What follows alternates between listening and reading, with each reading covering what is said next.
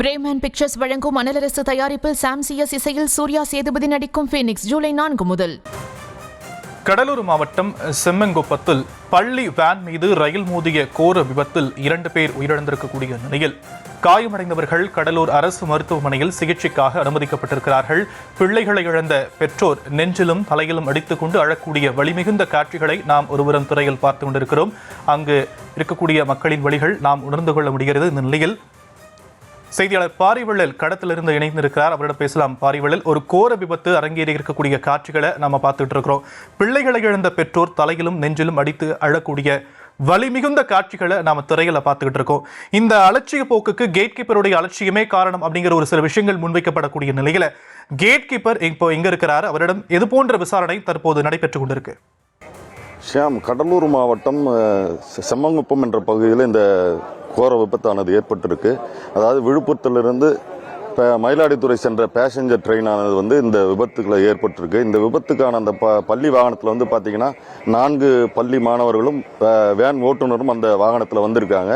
இந்த விபத்துக்கு காரணமாக முதல்ல தகவல் என்ன சொல்கிறாங்கன்னா, அந்த பகுதியில் கேட் கீப்பர் அந்த கேட்டை மூடாதது அந்த விபத்துக்கு காரணமாகவும் சொல்லப்பட்டு இருக்கு. ஏன்னா முதற்கட்ட தகவலில் அவர் அந்த கேட் கீப்பர் அவர் அலட்சியமாக, அதாவது தூங்கிட்டேன்னு அவர் பதில் சொல்லியிருக்காரு. இந்த தூக்கத்தினால இந்த கேட்டை மூடாததுனால வேன் ஓட்டுநர் அந்த ட்ரெயின் வருவது தெரியாமல் அந்த ரயில்வே ட்ராக்கை கடக்க முற்பட்டு இருக்காங்க.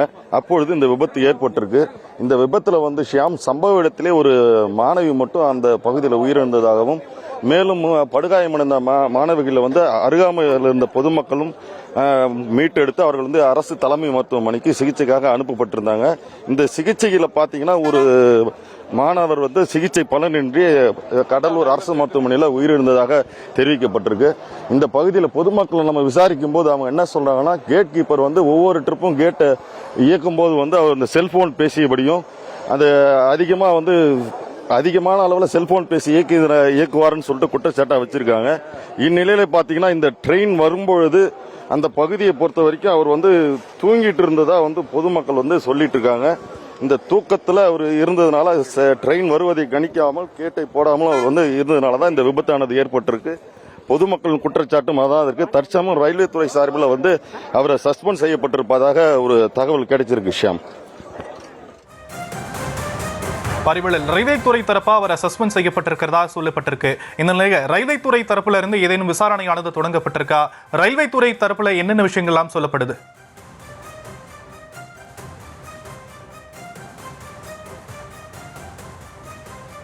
குறிப்பா ஷியாம், அவங்க சொல்றது ரயில்வே துறையில் சம்பந்தப்பட்ட துறையை சார்ந்த அதிகாரிகள் தற்சமயம் சம்பவ இடத்திற்கு விரைந்திருக்காங்க. அவர்கள் அந்த இருப்பு பாதையை சரி செய்யும் பணியில் அந்த துறையினர் ஈடுபட்டு இருக்காங்க. இவர் இந்த முதற்கட்ட விசாரணையில் அவர் இந்த மாதிரி தவறுதலாக அவர் இருந்ததுனால அவரை துறை ரீதியாக சஸ்பெண்ட் செய்யப்பட்டுள்ளதா ரயில்வே துறை சார்பாக தெரிவிக்கப்பட்டிருக்கு. ரயில்வே துறை சார்ந்த உயரதிகாரிகளும் சம்பவ இடத்துல இப்போ விசாரணை மேற்கொண்டுட்டு இருக்காங்க. இந்த விபத்துக்குள்ளான அந்த பள்ளி வாகனத்தை மீட்கும் பணியில் இப்ப அதிகாரிகள் ஈடுபடக்கூடிய காட்சியை நம்மளால பார்க்க முடியுது. ஷியாம், பாரிவள்ளல், தற்போது விபத்தில் சிக்கியிருக்கக்கூடிய அந்த வாகனத்தை மீட்கக்கூடிய காட்சிகளை நாம நேரலையில பார்த்துக்கிட்டு இருக்கிறோம். இந்த வாகனம் எந்த பள்ளியை சேர்ந்தது, அதில் எத்தனை குழந்தைகள் பயணம் செய்தார்கள், அது குறித்த விவரங்கள் கிடைக்கப்பட்டிருக்க?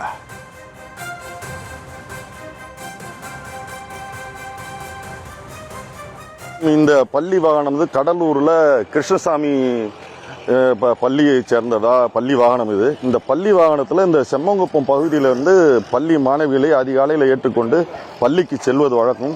இந்த நிலையில் பார்த்தீங்கன்னா இந்த பள்ளி விபத்துக்கு, இந்த வாகன விபத்துக்குள்ள நேரிடும் பொழுது அந்த வாகனத்தில் 4 மாணவர்களும் ஒரு ஓட்டுநரும் இருந்ததாக தகவல் கிடைக்கப்பட்டிருக்கு. அந்த பள்ளி நிர்வாகத்துக்கும் இது குறித்து தகவல் தற்சமயம் தெரிவிக்கப்பட்டிருப்பதாகவும் சொல்லியிருக்காங்க.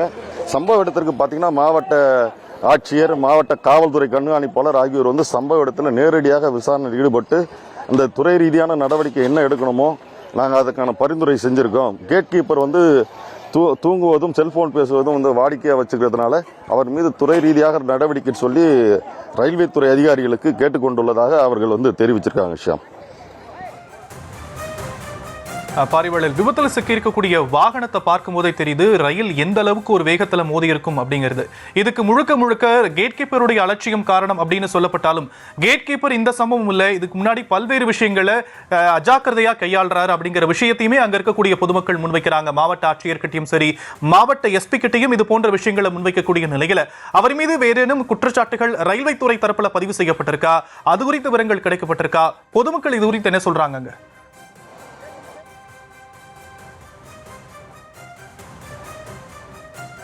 ரயில்வே துறையை பொறுத்த வரைக்கும் சம்பந்தப்பட்ட அந்த ரயில்வே துறைக்கு பொதுமக்கள் ஏற்கனவே இவர் கேட்டை இயக்கும் போது செல்போன்ல பேசிக்கிட்டு தான் இயக்குறாரு, எப்பொழுதுமே செல்போன்ல தான் இருக்காரு.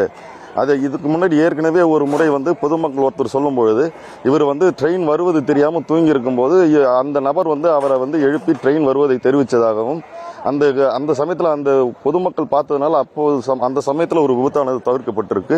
இந்நிலையில் பார்த்தோன்னா இன்றும் அவர் அந்த கேட் கீப்பர் அறையில் அவர் தூங்கிட்டதாகவும் இது தெரியாதனால தான் பள்ளி வாகன ஓட்டுநர் இந்த ரயில்வே பாதையை கடக்கிறதுக்கு முயற்சி எடுத்திருக்காரு.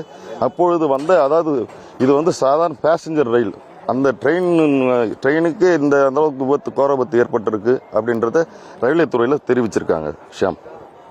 பிரேமேன் பிக்சர்ஸ் வழங்கும் மணலரசு தயாரிப்பில் சாம் சிஎஸ் இசையில் சூர்யா சேதுபதி நடிக்கும் ஃபீனிக்ஸ் ஜூலை 4 முதல்.